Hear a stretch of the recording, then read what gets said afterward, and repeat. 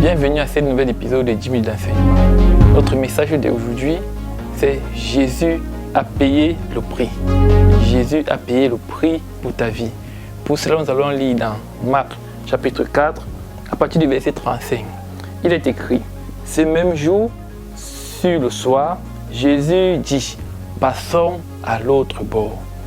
Jésus était assis au bord de la mer avec ses disciples et à un moment donné, il les a dit, allons de l'autre bord.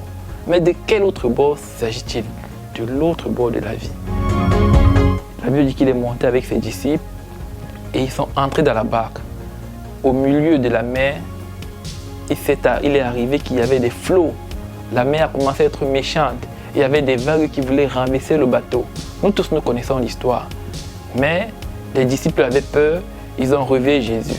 Ils ont dit, Maître, nous allons tous mourir. Et après cela, on connaît que Jésus s'est levé. Il a menacé le vent et la tempête. Et les disciples étaient dans l'étonnement. Si bien que l'un d'entre eux a dit, quel est cet homme qui menace le vent et parle à la tempête? Ce que je vais te dire ce soir, c'est que l'arrivée de Jésus dans ta vie, c'est pour que tu changes de côté. Jésus-Christ a payé le prix. Quand tu reçois Jésus dans la vie, c'est pour aller de l'autre bord. Jésus-Christ avait dit à ses disciples, allons de l'autre bord. Le problème, c'est que les disciples n'avaient pas compris le message. Ils n'avaient pas compris dans allons de l'autre bord, il est écrit qu'en montant disant, on sera de l'autre bord. Tu as reçu Jésus-Christ. Et Jésus-Christ t'a dit, allons de l'autre bord.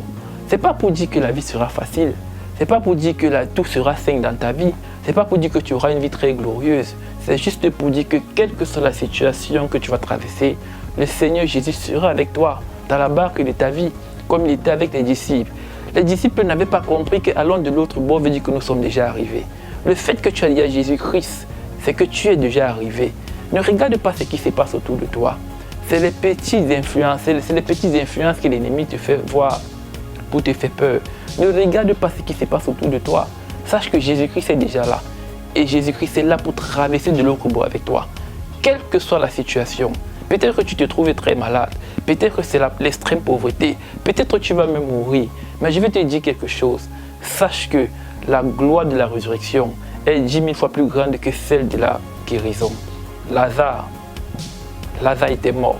Jésus-Christ était entré dans la barque de Lazare. Jésus-Christ était entré dans la vie de Lazare. Oh, on a appelé Jésus-Christ que son ami Lazare est très malade. Mais Jésus-Christ n'est pas venu. Les gens ont dit ce qu'il devait dire. Mais Jésus-Christ n'est pas venu. Peut-être que tu as appelé Jésus-Christ fatigué, n'est pas encore arrivé. Sache qu'il ne t'a pas oublié. Jésus-Christ n'avait pas oublié Lazare.